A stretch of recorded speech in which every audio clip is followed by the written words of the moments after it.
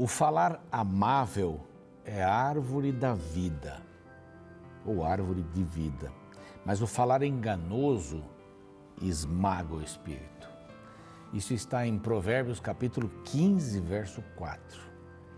Este livro tem mensagens lindíssimas para a nossa vida, para a prática da vida. O falar amável é extraordinário. É chamado aqui de árvore de vida. Palavras podem trazer vida às pessoas. Você está bem hoje? Olha, muito grato pelo seu favor, muito grato pela comida. Eu estou feliz em poder me encontrar com você depois de tanto tempo. São palavras de vida, percebe isso? Não, você errou, mas eu tenho certeza que você vai acertar na próxima vez. Então, essas palavras devem ser cultivadas em nossa vida. Sempre boas palavras. Mas o falar enganoso esmaga o espírito, acaba com uma relação. A mentira é uma das coisas que tem feito muitos relacionamentos de casados, namoro, amizade, acabarem. A falta de verdade. A palavra deve ser árvore de vida. Essa é a palavra de Deus e este é o programa Reavivados por Sua Palavra aqui da TV Novo Tempo. Quero mandar um abraço forte para você que está no NT Play. Você sabe que ali tem outros conteúdos. Se você ainda não viu o NT Play, vá lá, vale a pena, assista o programa em qualquer horário. Você que está conosco aí às 6 da manhã, às 3, todos os dias, colocando em primeiro lugar a palavra de Deus. Isso é importantíssimo. Então, parabéns a você que está com a gente sempre por aí. E você que tem um horário mais apertado, mas vê o programa depois, ouve o programa no YouTube, não é? Enquanto está indo trabalhar no carro, várias pessoas me disseram que fazem isso. Vão trabalhar, colocam ali e seguem um caminho. Então, não deixe de estudar a palavra de Deus. Se você já conhece o nosso YouTube, o nosso canal Reavivados por Sua Palavra NT, muito bem, transmita para os outros, compartilhe para os outros, para que eles possam também estudar a Palavra de Deus. Se você ainda não está inscrita, vá lá, se inscreva, o nosso canal é Reavivados por Sua Palavra NT. Muito bem, estamos agora no capítulo 4 e temos a certeza absoluta que Deus vai falar ao nosso coração. Já falamos sobre a criação, Deus formou, Deus preencheu, criou o homem, a mulher, o sábado, a primeira família, fez aliança, um compromisso, a primeira aliança, mas infelizmente no capítulo 3, ontem nós vimos a queda. Mas essa queda toda termina com esperança, esperança para o ser humano caído, dependente de Deus. Vamos para um rápido intervalo e a gente volta com o capítulo 4. Não saia daí.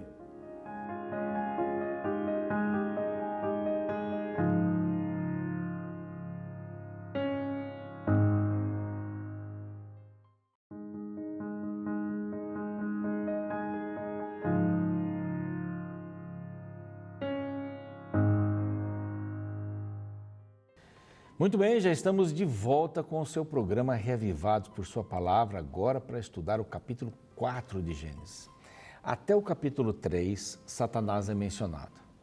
A partir do 4, ele não é mencionado mais. O estrago já estava feito, né? Mas ele é um inimigo derrotado, sabe disso, né? E o único trabalho que ele faz é angariar companheiros para a destruição. Então não é um bom amigo, né? Amigo é aquele que nos leva para o melhor caminho, né? Satanás não é amigo, ele é pai da mentira, ele é enganador. Nós vimos aqui vários itens. Ontem eu não mencionei que depois do pecado o homem foi expulso do Éden, porque ali estava a árvore da vida. Se alimentar, ou se eles se alimentassem da árvore da vida, eles perpetuariam o pecado. Então Deus os tira do Éden, o Éden se tornou alguma coisa para ser vivida futuramente. Deus prometeu que ele resolveria a questão da morte, mas cumpriu a sua palavra dizendo, vocês vão morrer. Aliás, já estão começando a morrer. E Adão, que vive aí 930 anos, né, viveu bastante, mas morreu também. E todos os longevos de hoje morrem. E nós sabemos que as pessoas morrem, ninguém vive eternamente. Porque este foi o resultado, a consequência do pecado, a morte. Mas há uma segunda morte. Essa segunda morte é opcional. Aí eu morro se eu quiser. Quando ela vai acontecer? No final do milênio. A morte opcional, aliás, a vida opcional, né, vai acontecer antes do milênio. E a morte opcional vai acontecer depois. Mas quem é que escolhe a morte? Eu escolho a morte. São poucas pessoas, né? E podem ter até algum desvio mental para fazerem esta opção. A gente quer a vida. Há pessoas que pagam fortunas aí para ficar um pouco mais vivos, né? Vimos na pandemia, que foi terrível, um período mais grave, que pessoas tinham os mesmos direitos que as outras nos leitos de UTI e lutavam para conseguir uma vaga. Todo mundo quer viver mais. Nós temos a Renata, na nossa comunidade, 68 dias na UTI entubada. E viveu, está viva, já foi lá várias vezes na igreja dar o seu testemunho. E tantas outras pessoas, as pessoas querem viver e fazem tudo para viver, lutam para viver. Ninguém vai escolher a morte. Como é que a gente escolhe a morte? Quando escolhe seguir ao inimigo, a Satanás, mas eu não quero seguir ao inimigo, então fique alerta, porque ele mistura a verdade com o erro, a gente tem que estudar a palavra para entender o que é certo e o que é errado. Então tem esses caminhos todos aqui, mas Deus tem, no final do capítulo 3, a visão de recuperação. Recuperação, mas fora do Éden. O Éden vai ser uma sobremesa maravilhosa. Vamos voltar a morar no Éden. E o Apocalipse fala sobre isso. Dá uma olhadinha lá nos capítulos do Apocalipse. Capítulo 4, Abel e Caim. Eu disse lá atrás que Satanás ficou atento para saber quem era o Messias. Ele queria matar o Messias. Quando Moisés nasceu, houve o decreto de que todo menino hebreu que nascesse deveria ser morto no parto. E por milagre de Deus, a sabedoria dada à mãe, à irmã, ele foi salvo. Por isso. Porque Satanás imaginava que dali alguma coisa vai acontecer por aqui. Quando Jesus nasceu, mesma coisa, o decreto para matar crianças com menos de 2 anos e pouco. Então, Satanás sempre esteve atento para destruir o Messias. Bom, o Messias já veio, né? Morreu por mim e por você, ressuscitou, está no reino, preparando a nossa chegada, para a nossa chegada. Mas hoje, Satanás não cria mais essa situação com o nascimento do Messias, ele já veio, mas ele tenta impedir que o Messias nasça em nosso coração. Esse é o grande trabalho dele. Então, fique atento, fique atento. Caim e Abel, os 2 primeiros filhos de Adão e Eva. Deve ser Abel, o Messias. De alguma maneira vamos acabar com ele. Olha como ele é diferente de Caim. Já existiu o pecado, Caim era lavrador. E trabalhava na terra e tinha bons frutos na terra. E Abel cuidava do gado, das ovelhas, né, dos animais.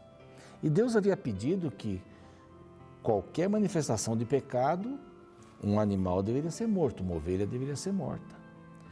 E Caim entendeu que ele poderia oferecer o fruto do seu trabalho para Deus. Tem lógica isso, não tem? Um trabalha com ovelhas, oferece ovelhas. Um trabalha com comida, oferece comida. Mas não foi isso que Deus pediu. Eu tive um colega, já morreu, pastor, que teve uma prova. E ele decorou todos os reis de Israel. E o professor pediu na prova os reis de Judá. Judá, sul, Israel, norte, Samaria, capital de Israel, Jerusalém, capital de Judá. E ele sabia todos os de Israel. E quando veio a pergunta, eram 2, 3 perguntas, coloque aqui os nomes dos reis, né, de Judá. E ele escreveu assim, os reis de Judá eu não sei, mas os de Israel são esses. E colocou todos os reis, lá 27, alguma coisa assim. E o professor disse assim, o que eu pedi não foi isso, né? Deu 0 por ali. É como Abel e Caim. Deus diz assim, pecado se resolve com derramamento de sangue, se resolve com uma ovelha, um animal morto, que é o símbolo de Jesus. As frutas não são o símbolo de Jesus. São maravilhosas, é o meu trabalho. Você pode dizer, mas por que Deus não aceita isso? Porque Ele pediu outra coisa. Mesma coisa o sábado e domingo. Deus falou sábado, por que vamos colocar o domingo? É uma invenção humana isso. A Bíblia não tem isso. Então é fazer a vontade de Deus ou não. Não é manter um casamento ali único, a única pessoa. Não, eu quero ter mais pessoas. Mas Ele não falou isso. Ele disse que os dois vão se tornar uma só carne. Imagina a bagunça. 2 mulheres, 3 homens formando um... Não tem lógica isso. Então é melhor ficar com o plano de Deus. E Caim e Abel começaram uma disputa, porque o sacrifício de Abel era aceito, o de Caim não. Como eles já estavam vivendo o pecado, nutriu no coração, ou foi nutrido no coração de Caim esse desejo. A Bíblia diz aqui no verso 5, descaiu-lhe o semblante. Ele ficou triste, ele ficou amargurado. Triste não é bem, é amargurado, é pior do que triste. Ele criou um ranço em relação a Deus e em relação ao seu irmão. Os irmãos que deveriam se amar, se apoiar, essa é a função, né? Hoje também deveria haver isso, mas quebraram este vínculo amoroso, fraterno.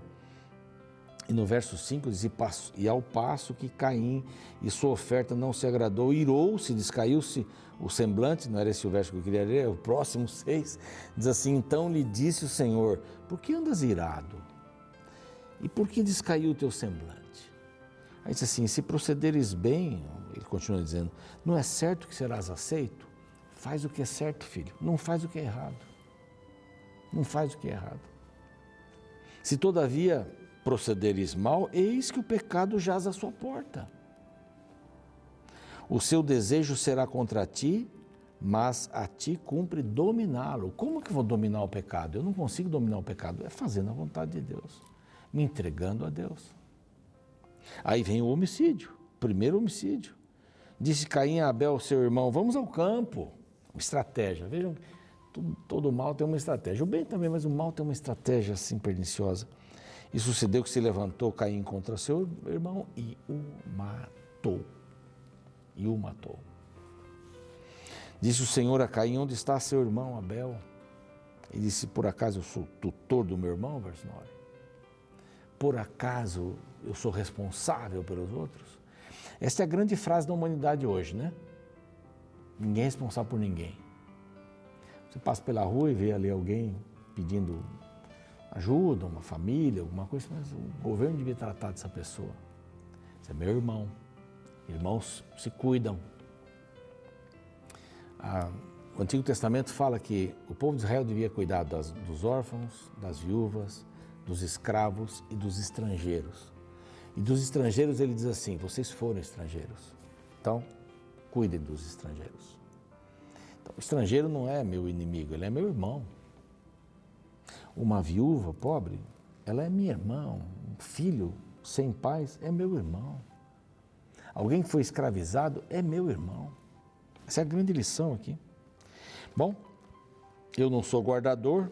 Aí então disse Deus, o que fizeste? A voz do sangue do teu irmão clama da terra a mim. Não que o sangue estava falando, não, mas é que foi derramado, eu vi. Eu sei o que aconteceu. Tem aí uns filmes, eu sei o que aconteceu no verão, né? Eu sei o que aconteceu, eu sei o que você fez. Você estava com um semblante descaído, você odiava o seu irmão, odiava a mim também. Porque quem odeia o seu irmão, odeia a mim. Essa é a relação direta. Bom, então Caim agora vive como errante. És agora, pois, maldito, diz o verso 11, sobre a terra. Você é maldito agora. Maldito não é... A gente usa essa expressão. Minha avó que usava muitas expressões. Maldito, maldito. Tem uma expressão até italiana que eu não sabia o que era. Falei para alguém um dia. O que quer dizer isso? Não fala isso. Isso aí é o pior xingamento. E tem que ver com maldição e tudo mais. Mas agora você vai viver errante. Quando lavrares o solo, verso 12, não dará ele a sua força. Serás fugitivo na terra. Então disse Caim ao Senhor, é tamanho o meu castigo, eu já não posso nem suportá-lo. Mas Deus é misericordioso. Ele ia viver como fugitivo, errante sobre a terra. quem me encontrar vai me matar. Então Deus disse, não, peraí, eu vou colocar um sinal sobre você. O sinal que Deus colocou sobre Caim não foi a cor da pele, a cor preta. Agora você então, não foi isso, é bobagem. Quem fala isso é bobagem. Colocou um sinal para que as pessoas não o destruíssem. Deus fez isso também com o povo de Israel. Ele colocou 6 lugares, 6 cidades de refúgio. Se alguém matasse o outro, a família podia ir requerer, né? E às vezes a morte sem querer, um momento, um acidente, as pessoas corriam para essas cidades de refúgio, estariam protegidas ali. Deus é esse que protege. Quem cometeu e está arrependido tem o perdão de Deus. Eu só vou colocar um sinal sobre você, para que você não seja destruído. E ele então saiu da presença dos seus familiares, montou uma cidade, verso 17, diz que ele edificou uma cidade e chamou a cidade de Enoque. Deus nunca pediu para o ser humano construir uma cidade, ele nunca pediu. Eles deviam viver ali ligados, mas ele fortificou a cidade é minha, a cidade é do Senhor, não é a cidade das pessoas. Isso aqui não é meu, e ele fez isso. Bom, aí fala que ele teve filhos, especialmente de Lameque. Lameque seguiu o exemplo, né, do seu familiar. Ele chama as suas mulheres, aí já tiveram 2 mulheres, esse não era o plano de Deus. Vejam como o pecado foi devastando a humanidade. 2 mulheres, chamou as mulheres, eu matei um homem, verso 23, porque ele me feriu, e um rapaz porque me pisou. Então, basta alguém fazer alguma coisa que eu não goste, a morte já vem. Começou por aí, começou essa maldade toda. E aí termina o capítulo com 7. 7 é o filho de Adão que trouxe a esperança. Ele seria a linhagem de de Abraão. Ali estava a solução. Foi perseguido também, porque o diabo achou que ele fosse o Messias. Deus tem um plano maravilhoso. Ame o seu irmão, mesmo que ele seja diferente de você. Só que você não tem esse amor, então busque em Deus para você amá-lo. Faça aquilo que Deus pediu. Você vai fazer alguma coisa que ele não pediu e vai querer que ele haja com você da mesma maneira que se você tivesse feito outra coisa. Busque a palavra de Deus. Ande nos caminhos de Deus. Vamos orar. Pai bondoso, pedimos a tua bênção sobre este momento, sobre as decisões que precisamos tomar em nossa vida. Se temos andado distantes do Senhor, com semblante descaído, com inveja, com rancor, que possamos andar nos teus caminhos para entender o que o outro significa. Temos paciência para termos amor, compreensão, esperança nas pessoas. Ajuda-nos que nessa história de Caim, de Abel, possamos tirar uma lição preciosa. Quanto vale um ser humano? Valemos muito. É só olhar para o Calvário para saber quanto valemos. Fica conosco, Pai, em nome de Jesus. Amém. O programa segue, eu fico por aqui, capítulo 5 amanhã. Até lá. Uma pergunta curiosa para você. Sabe quem foi a pessoa que matou 25% da população do planeta Terra? A resposta está em Gênesis 4. Caim, o primeiro assassino do mundo, matou seu irmão Abel quando haviam apenas 4 pessoas no planeta. E por mais curioso que pareça ser, o motivo por trás do crime foi a inveja no contexto da adoração. Caim e Abel, filhos do primeiro casal, eram pessoas completamente diferentes na profissão, personalidade e, infelizmente, na devoção a Deus. Enquanto um estava centrado em satisfazer suas próprias vontades, o outro era focado em realizar a vontade divina. Essa diferença se torna muito nítida nos versos 3 a 5 que diz: Aconteceu que no fim de uns tempos, trouxe Caim do fruto da terra uma oferta ao seu senhor. Abel, por sua vez, trouxe das primícias do seu rebanho e da gordura deste. Agradou-se o Senhor de Abel e de sua oferta, ao passo que de Caim e de sua oferta não se agradou. Irou-se, pois, sobremaneira Caim e descaiu-lhe o semblante. Aparentemente, não havia nada de errado nas 2 ofertas. Caim, um agricultor, ofertou ao Senhor os frutos da terra, ao passo que Abel, um pastor de ovelhas, sacrificou um animal do seu rebanho. Porém, nota-se uma sensível diferença na atitude dos ofertantes. Abel se preocupou em separar ao Senhor as primícias do seu rebanho e da gordura deste. enquanto não há qualquer indicação que Caim separou os primeiros e os melhores frutos da terra. Por isso Deus se agradou primeiro do ofertante Abel, depois da sua oferta, e desagradou-se primeiro de Caim, depois da sua oferta.